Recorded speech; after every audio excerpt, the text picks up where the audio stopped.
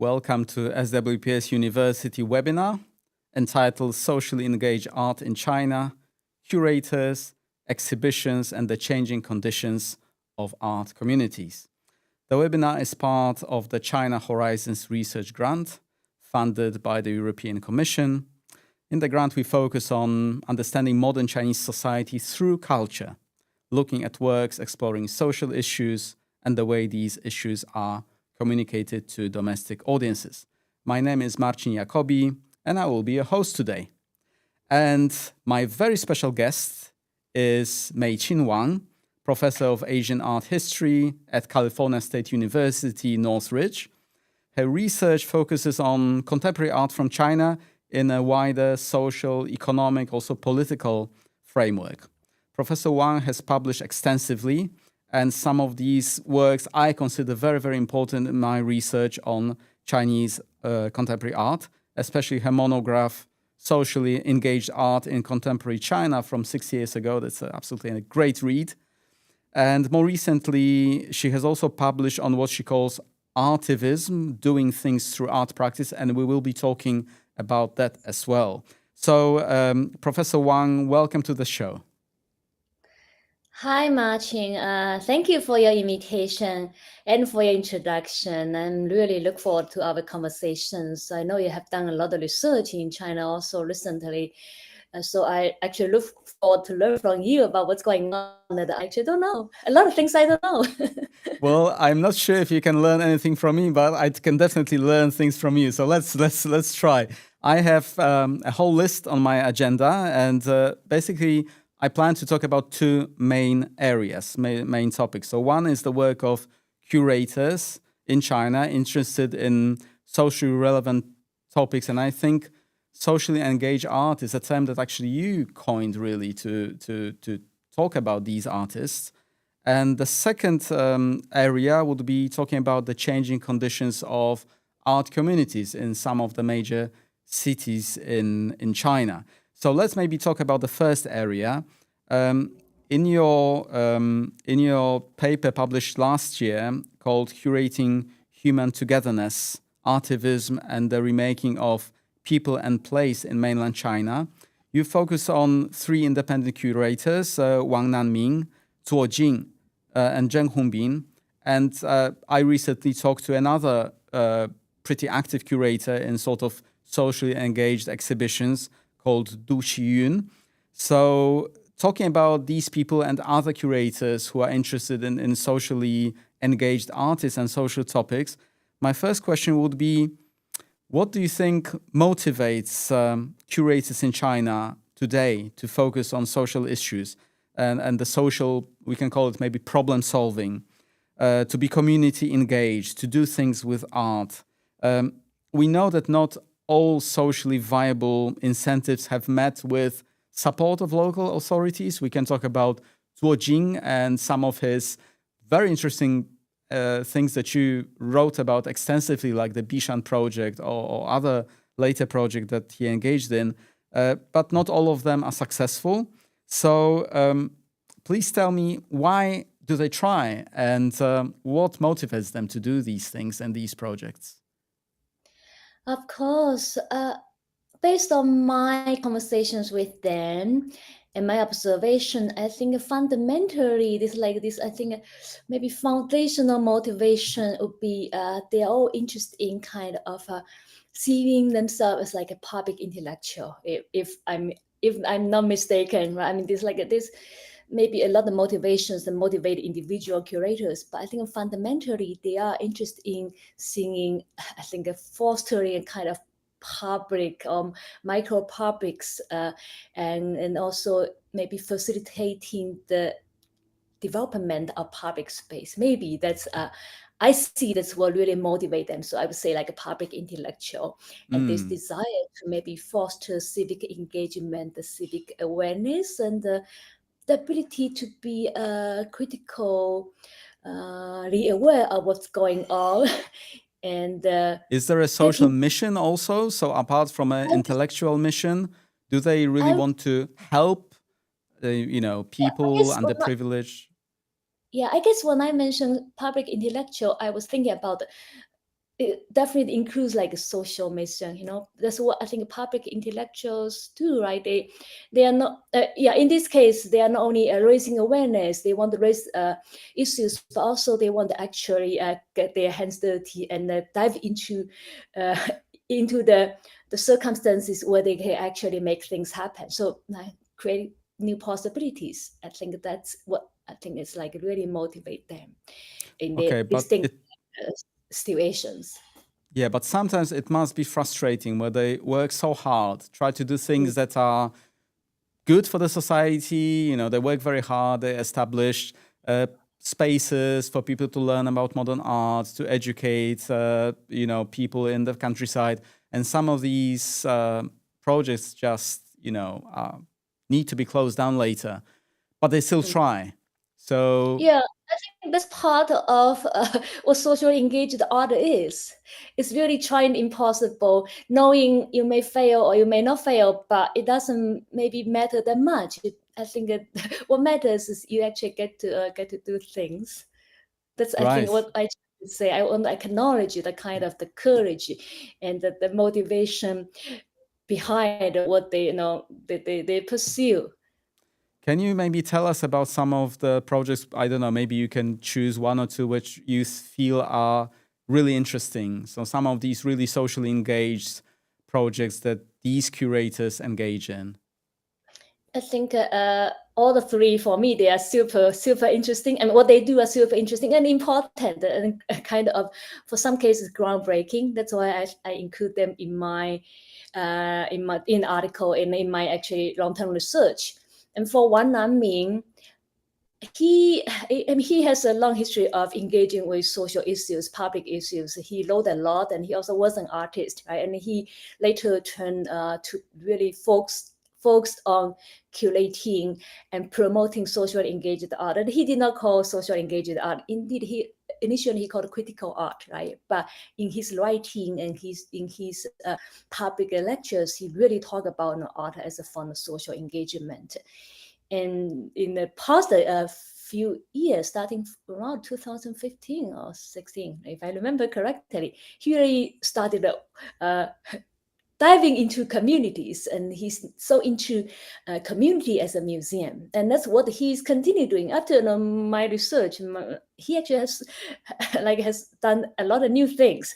He has converted work with local communities. He converted a parking lot museum and a multiple elevator museum. He really worked with those residential complex, whatever there's opportunity there, he dive into.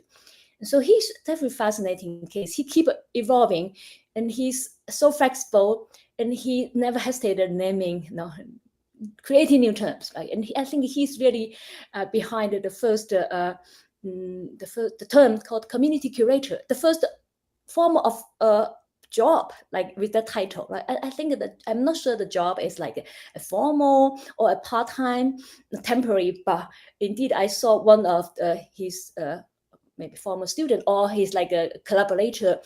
She actually accepted an appointment.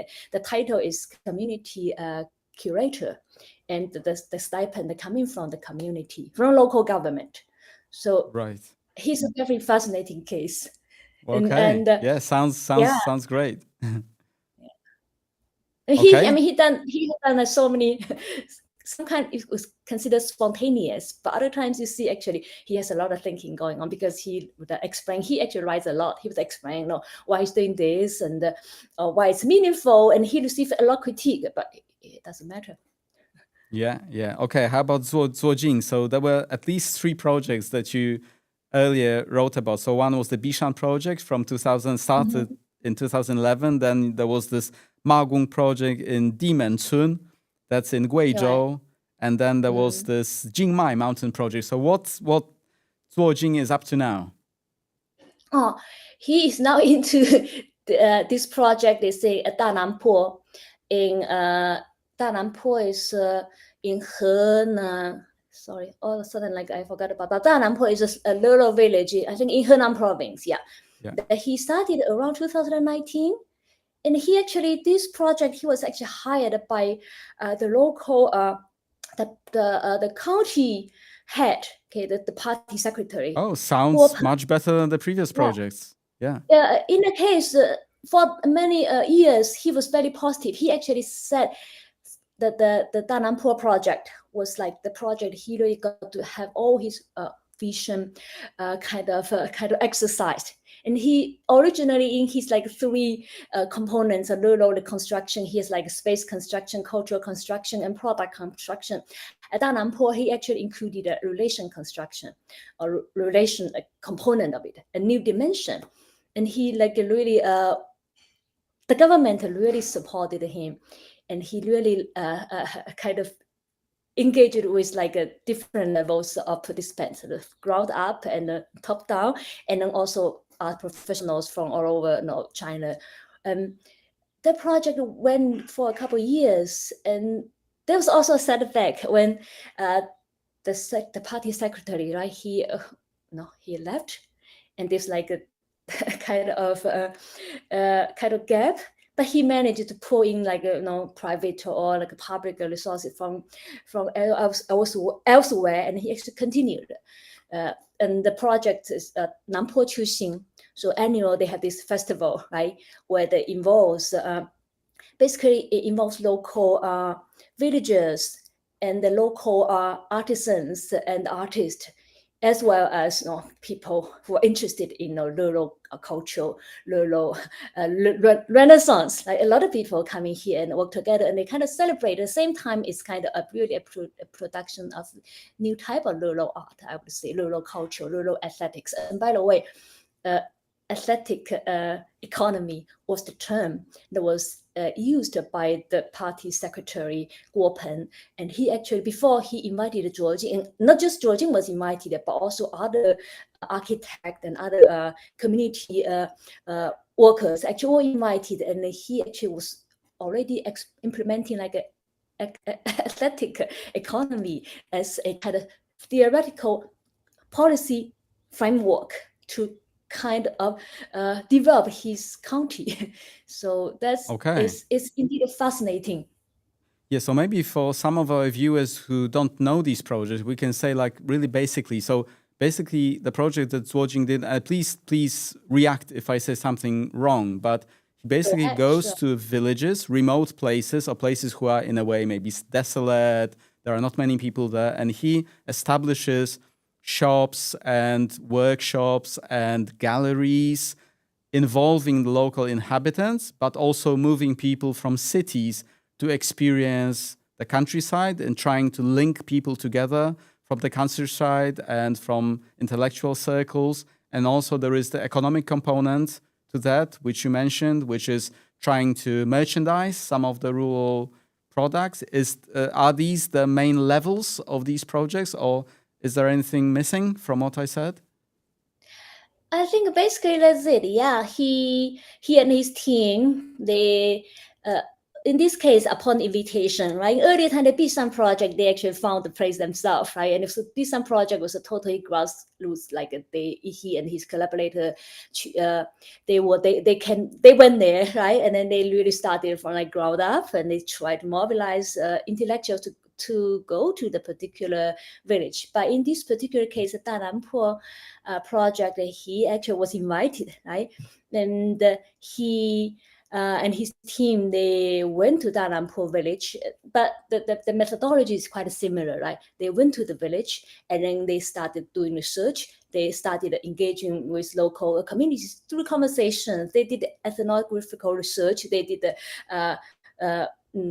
documentary there. They did ethnographical research on local culture, local landscape, local history, local economy, local population, right? And then they come up with plans that could enable or facilitate the kind of collaboration among interested local inhabitants and outside professionals, art professionals, intellectuals, like musicians, like film directors, like photographers, like other artists, designers, and see what they can work with. And when you mentioned that, like he opened up a shop and other things, oftentimes it involved what he called the space production. So he would see again like local abandoned public structures, like a granary, or in that case, like Dananpo used to be a quite actually important village in that region. So they have quite a number of public structures like theaters and the hall, and they were all like in disarray. So after acquiring this agreement from local village committee and also from local like county officials, he would started renovating those projects, right? Inviting architects. He basically facilitated those like a lot of opportunities for people who want to collaborate, who can bring their expertise. So architects coming, and then they work with local craftsmen, and they renovate, right, these public structures, oftentimes trying to keep the original aesthetics. It's kind of authentic to its original, like age kind of aesthetics, but basically renovated the interior so they become functional for what the cultural activities, the public activities that he hoped that will take place in this place. So that's space production. That's what the kind of the fiscal infrastructural, kind of work, right? That's one step. Yeah. Do you want me to continue? Well, yeah, you can. But remember about the third curator, Zheng Hongbin, that I also want you to talk a little bit about before you start, because I forgot really to say this to all our viewers. You can ask questions in chat. I will try to look on my cell phone at the chat, and if I make it, I will try to sort of put it into our conversation. And if not, we will have a few minutes at the end of the webinar to do a Q&A. So if you have any questions, just put them in chat. I will try to incorporate them in our conversation. Meiqin, please continue with how you describe the project, because this is actually really important for us to understand what the project contains. Okay, sure. Yeah, I'll get to Zheng Hongbin later, definitely. So for after the space construction, right? Space products, space construction will be going on at the same time. As I mentioned earlier, he have initiated a lot of projects or different people, different academic discipline can come and do research, right? And the result of research would be part of the cultural production. They'll be exhibited in those newly renovated public spaces, and they oftentimes take the form of exhibitions and performance, like the photography, right? Like artists will be invited over to create artworks based on local environment and based on their collaboration and their conversation with local residents. And that's called cultural production, right? So those will go hand in hand with the opening of those public space. And then, but before then, right? So I want to mention that at Dananpo, right? Actually, one of the extraordinary thing is there's like a local theater troupe, right? That was once very popular in the 1980s. And Dananpo was once actually relatively rich because their coal mine actually was. They had like a coal mine that really enabled this region to really develop, right? But then I think they did too much. And so they really polluted the region, and then the economy just went down, right? So, but once upon a time, the local troupe, theater troupe was very popular. They were really giving tours right around the villages, and a lot of people from outside would come to their village and actually listen to watch. But then they really like out of the picture, right, for maybe 3 decades. But with Dananpo project, actually, local troupe, theater troupe actually revived, right? And they had a theater. This theater was again renovated, and they actually now they started producing, and they started writing their own contemporary play for performance. And it sounds like an absolutely perfect thing for Zuojing. So he has support of the local government. There is money to renovate the buildings. and there is a cultural sort of performing art component, and it adds on to even more layers to what he did before. So it seems like a big success. I would say, for the time being, right? For the time being, I mean, it's not like they have no struggle, they have no challenge. Funding is always not enough, right? Especially I know that in the past 2 years, Chinese government has even strict regulation on how to use funding, how to use fund, or you should use. So there's like how to say There are procedures for the use of the budget. Much more strict procedures, like austerity. Okay, austerity. This is the word I wanted to say. It's going on everywhere, not only outside of China, and not in the United States. Cutting budgets. Yes, we all know about this. Yeah, and so in the past 2 years, all curators are telling me that's what they are experiencing, right? So there's always not enough money, right? But indeed, the revival of a 40, 50 years old local theater troupe actually is definitely fundamentally what Georgine indeed intend to do. Really, what he is interested is in really dive deeper into the history of a local place, a particular place, like a region, a village, and then really see what's there already, and then can revive the particular cultural tradition, right? Folk cultural tradition. And it's important that you mention this, because I understand that what's really important in these projects that are very, very much site-specific, and it's very much about respecting the local culture and local history and trying to build on that rather than just transplanting your ideas of what a nice sort of Chinese village project would be like. Right, absolutely. I mean, there are people who are doing that. Rural art-based rural reconstruction is such a big thing in China now. Fanfare garnered a lot of interest, right? When they started, nobody was doing it, but now it's become like a mainstream thing, and a lot of art professionals are really projecting what they consider to be a perfect countryside culture there, right? So what I really admire and appreciate is Georgine really try to stick to his original mission, but also his mission also evolves with as he grows his experience. But really what they are trying to do is really try to center on what's going on in a particular location, and really magnify the voice of local inhabitants, local artists, right, local villagers. And I really appreciate that kind of effort. And a lot of negotiation actually go right into the kind of process. Yeah. Okay. Now to Zheng Hongbin, please. Of course, Zheng Hongbin, he worked when I wrote this piece. He was based in Xisang village in Guangzhou province, Guangzhou, right, in the city of Guangzhou in Guangdong province.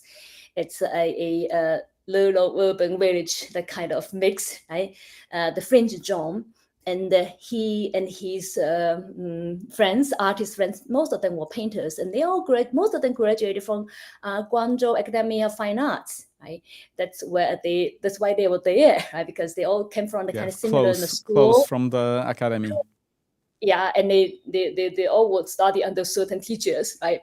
So they were there, and they got involved with the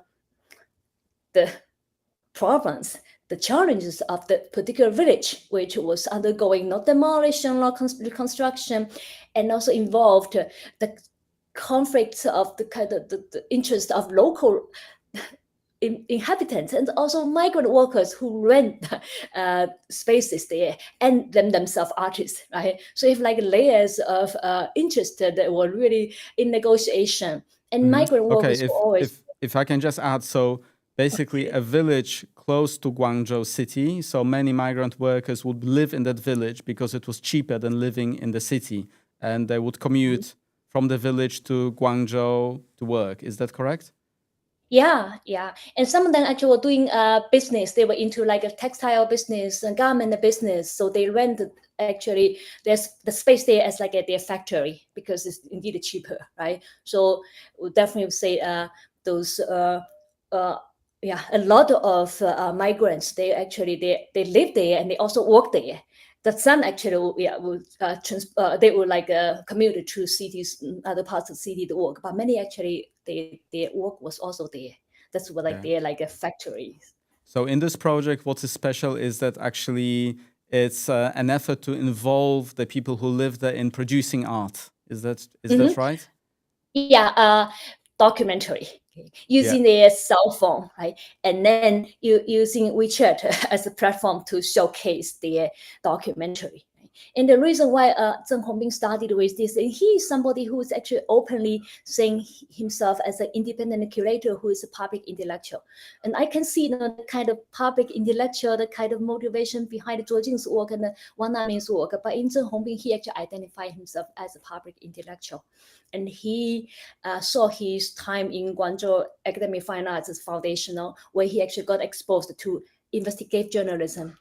I don't know whether you have heard about investigative journalism, which was huge in Guangzhou. Yeah, of course. Right? With all the stories about pollution from industrial plants and corruption of local officials, and all the stories like that. And maybe you also heard about the silence of investigative journalism. Yeah. I will ask you in a second about the biggest hurdles for these curators to work. So you already moving in this direction, yeah. But maybe before I get into that, right? So he was definitely motivated by investigative journalism, which he felt he benefited so much and he learned so much, and so he wanted to do that in art, right? Somewhat a little bit safer because in comparison, right, art is still considered safer than journalism itself, right? So he and his team that got together and they initiated Xishan Film Studio, right? It's a studio in concept, right, where they don't have a space, but basically the idea is let's go out and investigate what's going on, problems, challenges, and concerns of local villagers, right? Either local original inhabitants or migrants, right? And then see what we can make out of it. And I think they started at least 2 seasons, right? They continued for at least the 2 seasons of documentary film. And the first season, I think artists themselves were they went out and shoot, right? Of course, they had conversation with local villagers. And then the second season, they actually involved a lot of local villagers to also take up their camera, right, and start shooting. And then with the help of the artists, they make documentaries. And then they actually, at the time when Zheng Hongbin was still there in the village, right, the environment was still, I think, at the time, they were able to actually showcase in local semi-public space, like a hair salon, right? A restaurant. They made friends with restaurant owners, so they got to really have a lot of conversation there, and they show those, they basically screen those documentaries there. So it's kind of making really publics, like new publics in new public space, micro public spaces. Yes. Yeah. So it's micro in a way that, there are not many people taking part in each of these events, but it's macro in a way that it's a long-term project and it involves quite a lot of people. You started talking about the problems or the difficulties. So what do you think are the biggest hurdles for curators who are interested in sort of social engagement and what you call artivism? What are the biggest problems they need to cope with? I think in China, political sensitivity is always the major issue, right? You want to be careful that you push a little bit, but you don't step over the red line. But of course, the major problem is you don't know what's the red line, right? Because exactly, China, this is what I wanted to ask you. So the red lines are fluctuating, they are moving constantly, and you never know whether you are just over the red line or whether you are still within the limits. And also depends on place, right? Some local authorities, they are more risk tolerant, right? More open, and so they allow you to push more. And in other places, they just be over paranoid. How to say paranoia, right? They just don't want to take any risk.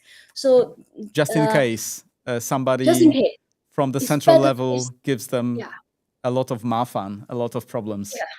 It's better to be safer than regret. That's definitely going on in some places, right? So I would say the hurdle, but it's never it's something that they always have to consider, right? It's always like I think on the back of their brain, right? On the back of what they're thinking.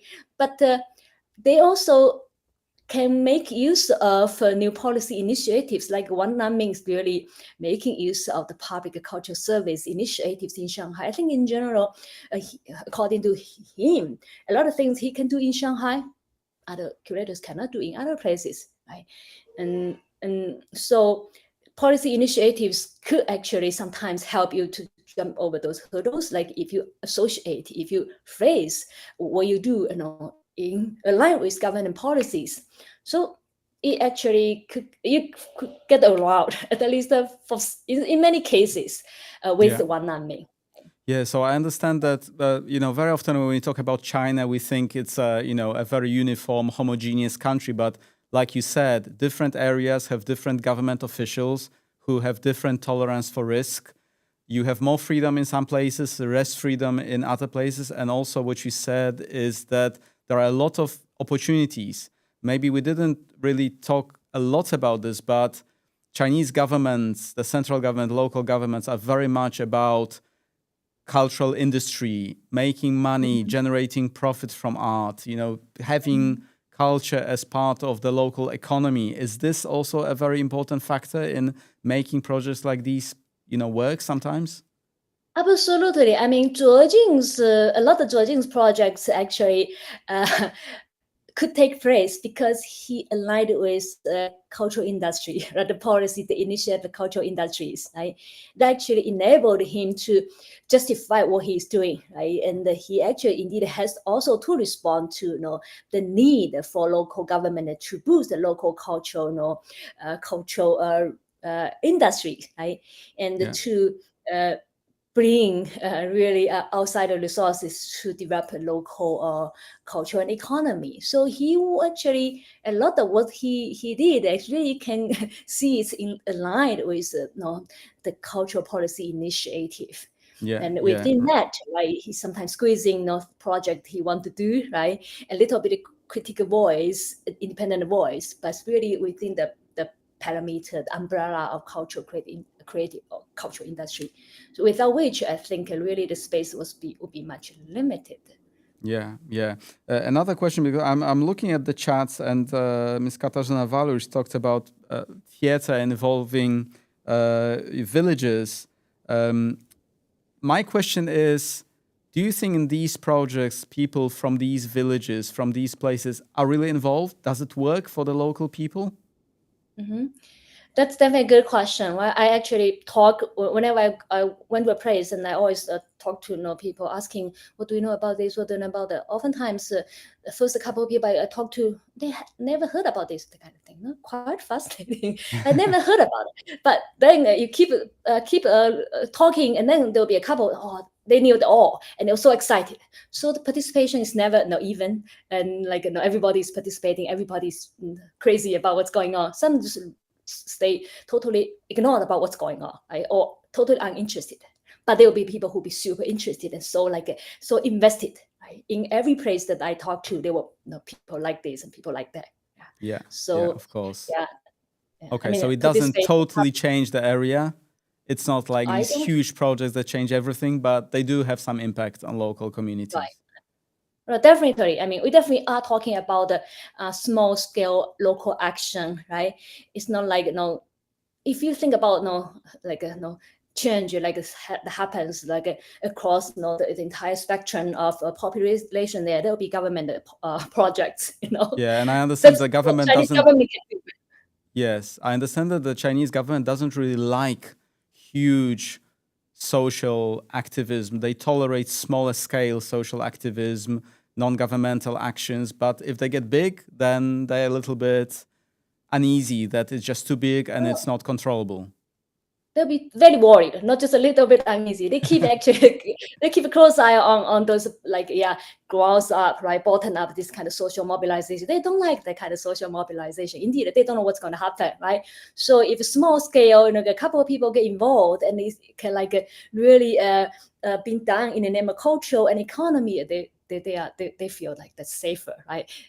Once it's like you go beyond just making money, you think about the some kind of ideological kind of debates and kind of ambition, then that gets that they worry about that. So Yeah.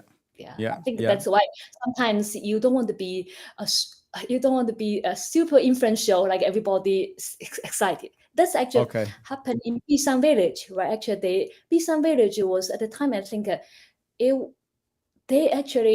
were a lot of local residents who were involved, right? Some were actually in total embracement of this project. Others actually did not like it, but many people knew about the project, right? And so I think one of the major concerns why it led to the kind of downfall is like local people, like, some of them reported to local authority, right? And that raised you huge can't be too successful.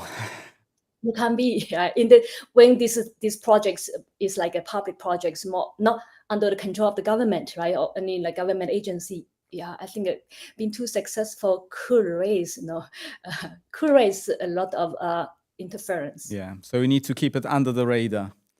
Okay, let's move to the second topic so that we have enough time to discuss this also in detail. So let's think about how the conditions for artists. So we talked about curators. Now let's talk about artists themselves. Artists who mostly live in first-tier cities, in bigger cities in China, and they form communities, areas where they live together.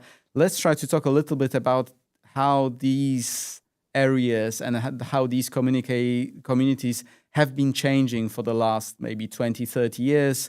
We can mention the first communities in Beijing, the 798, that's Hao Changdi, and now, you can hardly find artists working there. Things changed a lot. And yeah, you did research on that, mostly Beijing, Xi'an, Sanya also. Maybe you can tell us a little bit about this, how these communities work, operate, what are the challenges? So do you want to start like geographically or maybe historically? I don't know. How do you want to tackle this issue? Yeah, I think historically or geographically, maybe Beijing will be the first one to start, because that's where let's go. the kind of one of the first art colony appeared, right? And like we chatted earlier before we started this, right? The paper was like written, published in 2018, and the real research was done a couple of years earlier, right? So things have changed, right? And actually, I definitely like to know what you have find out, right, from your recent research, because I haven't really pay much attention to the change of those art communities. But I have read, right, and I actually was on the committee of a recent PhD from York University, and she wrote about the demolition of a lot of artist villages in Beijing, right? I didn't know like what's going on. Yeah, I understand that the sort of tendency is that artists move further away from city centers because the cities are just getting too expensive. So one sort of process is that developers, invest in building big projects of blocks of flats, etc., and they basically push the artists out. So it's not political; it's economic. That rent is too expensive. Galleries need to close down because the places are demolished because the land is sold to developers. So if you look at Beijing, so there is another issue, which is the commercialization of the space. So 798 first started as a very cheap sort of post-industrial area where artists moved in and worked. And later it became this sort of chic, tourist, very expensive place where only highly commercial art is being sold. Well, not only, but mostly. And artists just don't really find a place there. Is that right from your perspective? Yes, absolutely. And I think so in this case, like the commercialization, the marketization, right, of a place, it's a double sword, right? Originally, indeed, 798 art zone was a marginalized, right, marginal artistic enclaves, right? But they actually were like offer haven for avant-garde experimentation, right? But they were actually at the risk of eviction already, 798, because the owner of the factory zone, right, wanted to sell the land already for real estate development, right? But then artist communities actually work together, right, enjoying support of cultural creative and cultural industry or cultural creative industry. I think in China it's called the cultural creative industries, right? CCI. And they actually 文化 draw 产业 yeah in yeah Chinese 文化创意产业创意产业 yeah so 文化创意产业 cultural so cultural creative creative yeah industry yeah cultural come first and then creative then industry right yeah that's like the policy term right that was used and they actually solicited the support of that policy and they were able to basically set a case right that this space art space should be designated as cultural creative zone so it can spare from the early eviction, early demolition. No, so that happened already, right? yeah yeah So yeah, but so they and then saved the space but it changed the character definitely, yeah. In a sense, it's a double-edged change, I would say, right? To artistic risk and freedom. On one hand, state recognition saved them from total demolition and then being evicted out, right? yeah But of course, at the same time, is you have the rising rent, right? yeah And then the coming of institutions, established institutions, and then the commercialization of the space. And that happens actually. I'm thinking early years actually it happened gradually. You still have like a space there that were open for showing contemporary art that was more experimental, right? That actually involve kind of I say authentic public kind of space. But starting in 2023, I went there and I realized all our space now charge high admission fee. Those that I went to, right? I checked like many, right? They all ask for admission fee, but before it was all free. Most of them were free, unless there's like a major exhibition, right? And otherwise they were all free, so everybody could go there and check. Artists could go there, but now like regardless what kind of exhibition is going on, they charge like high admission fee. yeah So I think that's total commercialization of the space, right? yeah and a very interesting case is Songzhuang so this area outside Beijing to the west of the city where many of the artists moved and I actually talked to some of the artists. They told me that because when you go there you discover that there are some sort of galleries and buildings where artists live, where they have the workspaces, and actually many of these buildings were built by owners or users of the land, the peasants, who thought that it would be really good to invest and build a building since many artists moved there. So it wasn't really only the local government who saw a chance and started, building infrastructure for the artists to live and to work, but it's also the local residents who thought that it's better for them to change the fields into just little projects of buildings where things were happening. So if you go there, it looks really strange because you have lots of sort of building infrastructure, but it's not like a governmental project at all. Yes. Songzhuang is indeed a case that where you really see local villagers active participating in the new economy, right, of art. Yeah. They actively participated. Yeah, they took the opportunity, right, and they build studio spaces. They build a residential complex and rent out to an artist, so to spaces. They do. Yeah, it's a fascinating case there, where and they actually in early case there was like also a lawsuit, right, between a artist and then a local, right, a local owner, right, of the house who rent the house to the artist, but they did not want, because the housing price went so much, right? They want back. They wanted the house back. But the house is already being renovated, and the artist put maybe a lot of money, right, making this fascinating building. Difficult case. Yeah. Difficult case, yeah.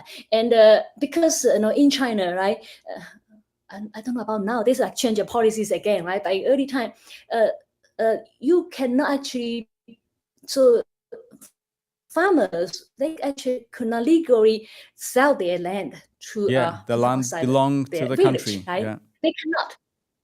So every kind of contract is temporary, not actually justifiable when you bring these things to court.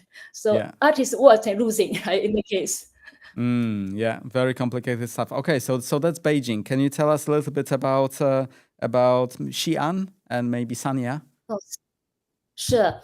Yeah, in terms of Xi'an, right, when I went there, right, there was this textile city, actually textile like an art colony initiated by a couple of art professors and the young artists from Xi'an Academy of Fine Arts, right? They need a space, so they went there. And again, this like a really grassroots, right? They just need a space where they can concentrate on making art and they can exchange with each other. So it went on for I think a couple of years, right? And then it gained some popularity because they have some kind of events going on and curators got involved, right? And then promoted this space.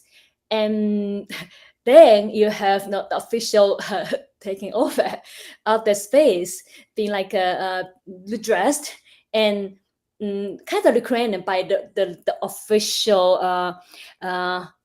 art association, Chinese Artists Association, the local branch, Xi'an branch of Chinese Artists Association, right? Oh, so And this is serious institution that got involved.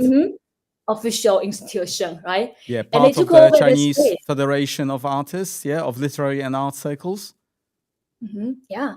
Yeah. And that, I mean, that in general is regarded as a super conservative art organization, official art organization, right? Their mission is to propagate what the policy, right, government policy, and then make art to propagate, right, the policy to reach beyond, right, the art circle. And so they took over this space, also involved, I think, a real estate developer, a cultural broker, right? And so they promote this is going to be like a super international open art space, but actually it changed the nature of the kind of spontaneous like grassroots space, right? We're now actually at the price in order to get a space there, and the rent also went up. So and they actually emulated. In a way similar to 798 in Beijing, the whole process. The whole process, but it took it faster. I mean, it completed faster, right? And they wanted to emulate 798, Oh, that's okay. what they intend to do, right? But they want the energy, right? Not not but I don't know. Eventually, right? Really, it was kind of official, become officialized space. Yeah. And And those Sanya? artists, initial founders, they left. They went to further. Yeah, you said earlier they went further down. They went to like further something outskirt, and they rent the spaces in local in local villages. Okay, so not post industrial spaces, but village this time. Yeah, villages. Yeah, like what happened in Beijing, right? 798 village. It's not a village. It's like a space, like industrial space in the city. And then Songzhuang is far away, right? Yes, outskirts. it's like a village Same place. thing happening. Yeah. Now see the parallel here. Right? And Sanya, it's a very different case. This I would consider is totally an art space being parachute, like a artists, right, curators, went to Sanya. They, of course, at the invitation of local real estate developer, right? Oh, okay. So you still have real estate involvement. That's interesting. Yeah. I mean, in general, for the 2010s, right, the thriving of contemporary Chinese art spaces, museums, actually, there's a lot of money coming from real estate, right? Big companies, they put a lot of money in facilitating big shows and big spaces. And I think that these, in general, had come to come to an end, right? Around 2018 is when the really government start cracking down on the corruption in real estate. I think around 2018 or some, a little bit later than that, because in general, a lot of people are telling that that's like really the turning point, right? When money's disappeared, right? And then the big spaces are no longer able to promote experimental art exhibitions, right? But Sanya, like 2012, 2013, that's when local five-star hotel chain, they were really into making Sanya like Venice of Italy, right? They want to promote contemporary art, and they invited leading curators like from Beijing to curate the exhibitions, and they invited artists all over China, right, to actually go there to show. They flew all of them there. Okay, I think a lot of effort involved, and money involved, right, and they were definitely ambitious, right, and the festival Art Sanya, right, was the festival that really started from new, right? Nothing was going on there because in Sanya there was no art space there, really. No art So space they there, not built at all. completely from scratch, and it's because of Yeah, the they did. ambition of the real estate agents and the money for the five-star hotels and things. So that's the Yeah. sort of completely business idea about drawing in artists to make the investment in the five-star hotel more attractive. Yeah, I think that was the main mechanism that keep this going, right? But also, I think there's also curators also ambition that maybe we can start a new cultural hub for contemporary Chinese art, right? Sanya, far away from Beijing, that would be maybe nice. Be away from the political center, the political sensibility of the capital. Right? I think that's also I think behind, right, these curators and artists, the leading artists who are thinking about this. Maybe there's another possibility, right, to start a new headquarters of contemporary arts somewhere far away at the southern tip of China. Yeah, so they went there, and the Art Sanya Art Festival went for quite a couple of years. My listener research told me they actually ended at 2018. That's when the last iteration was in 2018, and then the Art Sanya, the name's no longer being used. Now they still have international international cultural and creative festival, but it focuses a lot on design and on high tech. Right. Okay. Well, the last city I want to talk about is Shanghai, and maybe I will tell you my experiences, Yeah, because please. I was also quite surprised after pandemic in 2023 and 24 when I visited Shanghai, and it just changed so much. There was so much money in the art business, and there were so many galleries. So this very famous area, so basically maybe two places. One is M50, Moganshan Road. So that was this sort of not a huge area, but a place which was very, very famous for little galleries. And another area, a little bit younger, was the Xiyan, so the western bank of the Huangpu River to the southern side of the city center. And there were there is this this road, Longtan Road, where there were many bigger galleries being built a little bit later, like the Power Station of Art and other places. And they started closing down and they started being demolished. And the reason was purely economic. So the area became so expensive that real estate developers thought that it makes much more sense to just build big blocks of flats there rather than to have an artistic area there. So the galleries and the places started closing one by one, and the whole area is now in the process of completely changing. But what I was surprised by in 23 when I first visited after the COVID was that it was not only the sort of process of real estate companies, barging in and building places, but it's also, an evident lack and decrease of money on the side of business in the galleries, because the galleries, I remember a few years before, if you created an exhibition, you could maybe have the exhibition for a week, maybe 3 days, maybe 2 weeks. That was the longest. And then you had to move because other people wanted to make exhibitions. And suddenly now you have exhibitions lasting for like 3-4 months. And you have big galleries like the Power Station of Art, which has something like 6 exhibition spaces. And then there was only 1 exhibition there. And the Shanghai MoMA also having very, very few exhibitions. And Zendai MoMA, which was later renamed the Himalaya Art Gallery, all closing down, having big difficulties with the arrest of the owner and all the big problems. So The experience that I had recently is that first, there is far less money on the market, so there is less money to organize exhibitions. And then second, art is being pushed away from the, all the attractive places because, there is just a push to earn money, and there is less and less space for art in the city. Mhm. So how that Yeah. relates to your experiences in not necessarily Shanghai, but in other cities? Do you see the same processes? I mean, I definitely see money is disappearing, right?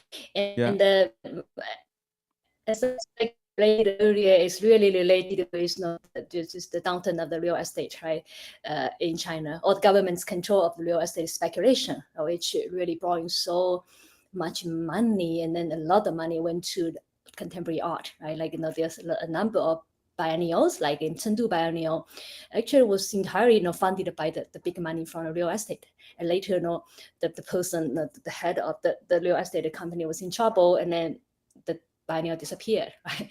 And I think you are describing, the money is disappearing in, so exhibitions were fewer, right? And spaces were not able to promote themselves. I think maybe it's the same, right? And now I definitely see money, even less money, right? Or I mean, government really tight right up its funding on public projects, right?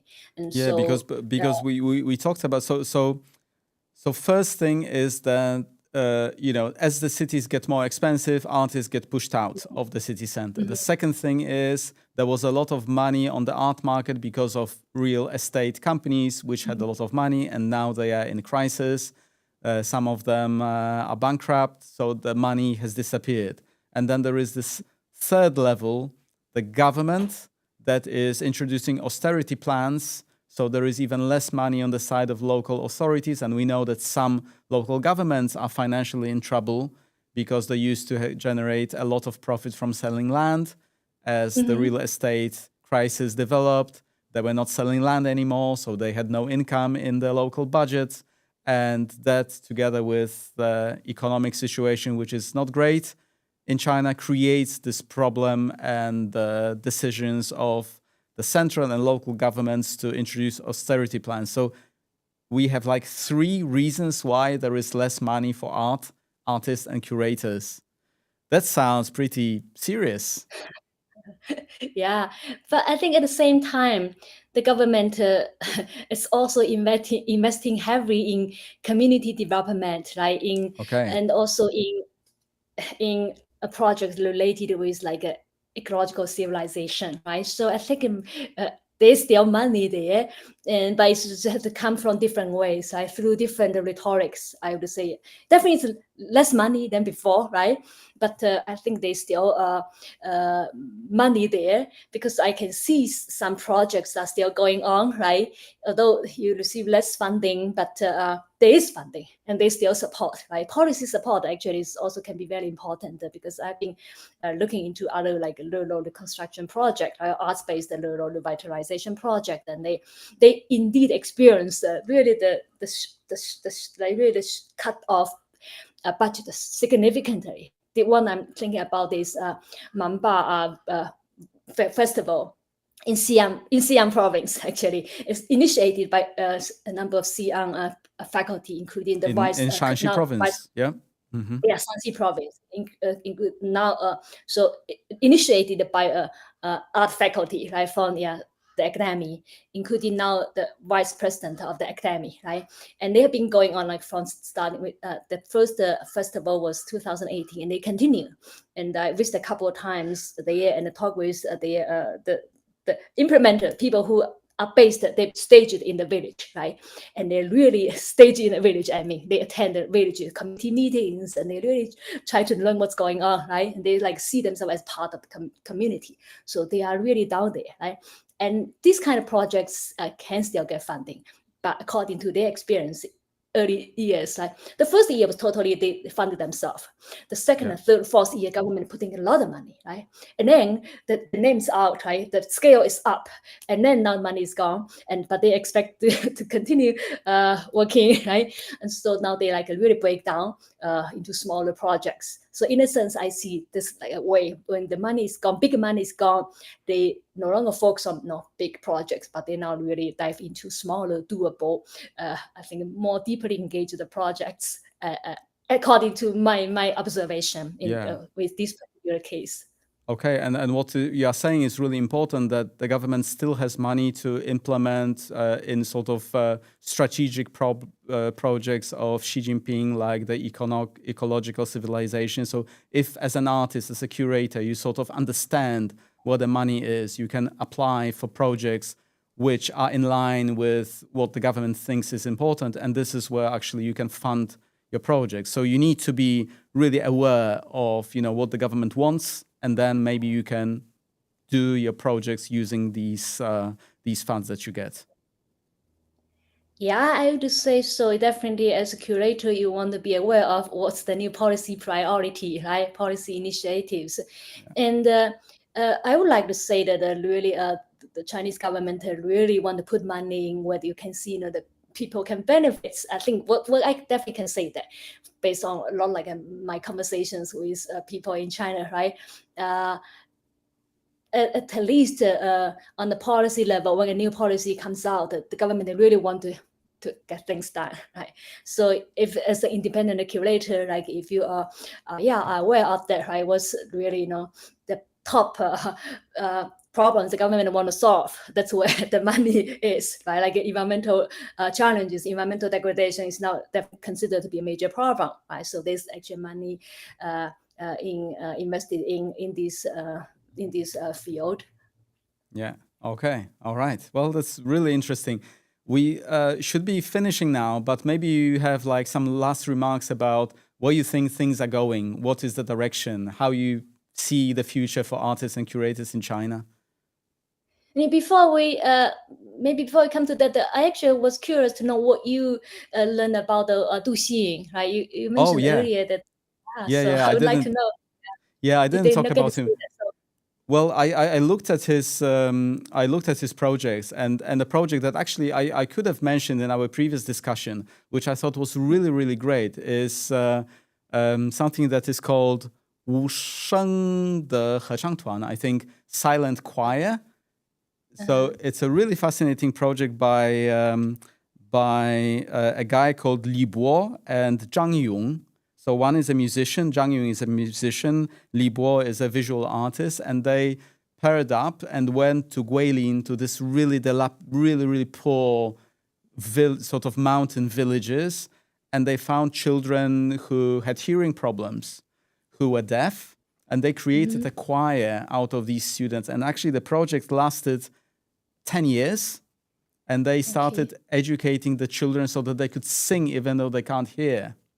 And this was this whole, story of children, being sort of giving chances to of musical education, underprivileged children, and then going on tour in the silent choir. And I thought it was really great. And Du Xiyun was a curator of this project, and he actually was doing a lot of video material from that, something like, 800 hours of videos. And we didn't really talk about it, but, WeChat moments, and all the, Douyin and all the internet, social media are really important in building awareness of what these projects are like. So artists and curators, really use this to communicate.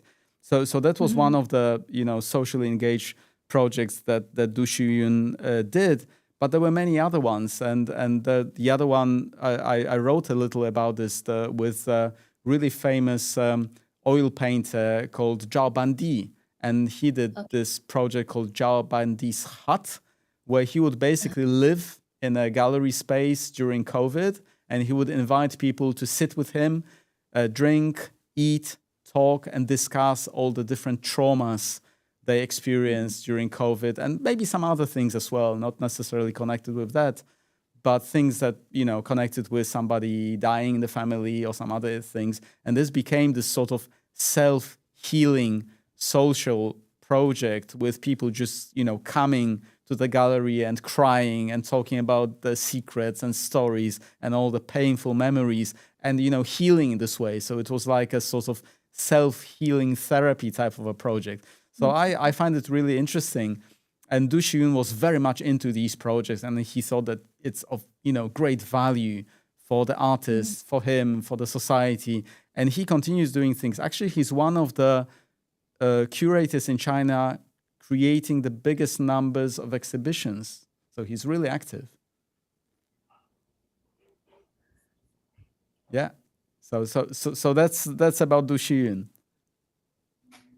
Okay, that's fascinating. Yeah, I based on what you discussed, I think I could use the term regenerative aesthetic to describe. Actually, I'm currently working on a book. Right, I want to really talk about social engaged art, the generate relations, generate repair, and generate new ways of being together among people of different academic and social status. Yeah. And I would like to pick up what you're saying that through WeChat and other Douyin, other social media, right? These projects could really get circulated, and that's what actually I see among young curators, like artists, when now there's not enough, not the kind of big money for them to curate them large shows and promote, right? They actually use social media in a way that's very to their benefit, right? And I talked to a Shanghai artist curator this past summer, and she was making a lot of exhibitions and in the past, but now she definitely told me that space monies are gone, right? And she turned to social media. She's initiated somehow like you disappeared on my screen, but let me continue. I'm still So here. she initiated a podcast, right, and focusing on interviewing women middle age, 中女电台. 中女 means middle-aged woman, but also Chinese woman.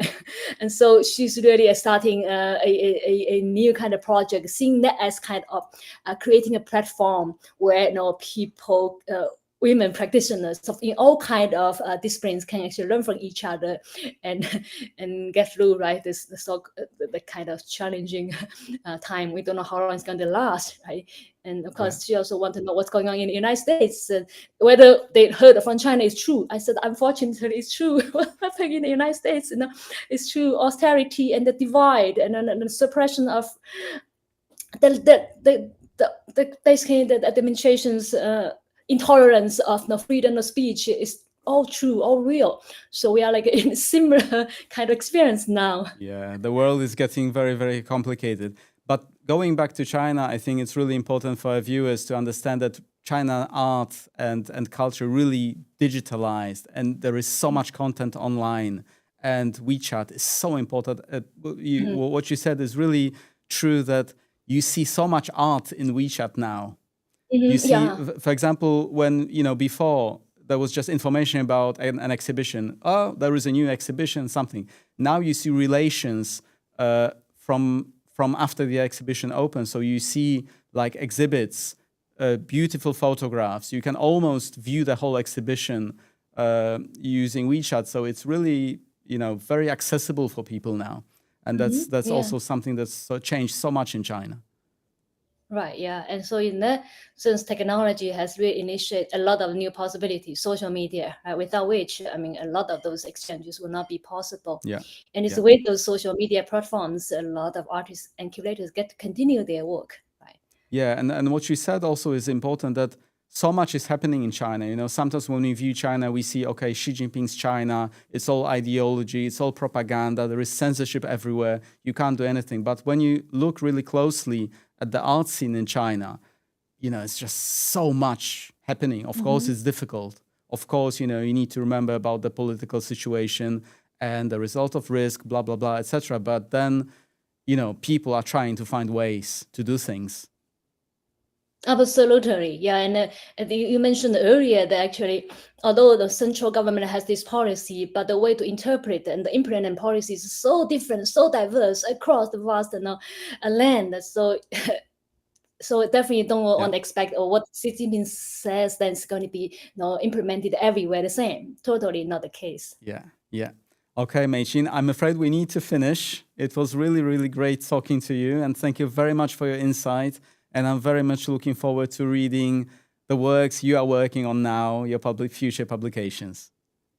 Thank you, Marcin, for asking wonderful questions, sometimes taking me back to the topics that we were supposed to focus on. Sometimes I just got carried away. But so thank you for really pointing out those punctual at that moment when so we can really focus on what we intend to talk. So thank you so much. Great. It's great. Well, thank you, and I really appreciate your time and being there with us. I think it was really, really good, and it's very valuable for our viewers. And just a few final words. So you were watching SWPS University webinar with Professor Meiqin Wang, as part of the China Horizons Research Grant funded from the European Commission. And my name is Marcin Jacoby, and it was my great pleasure not only to have talked with Professor Meiqin Wang, but also to have hosted you. And I hope you found this webinar instructive and interesting. Thank you very much.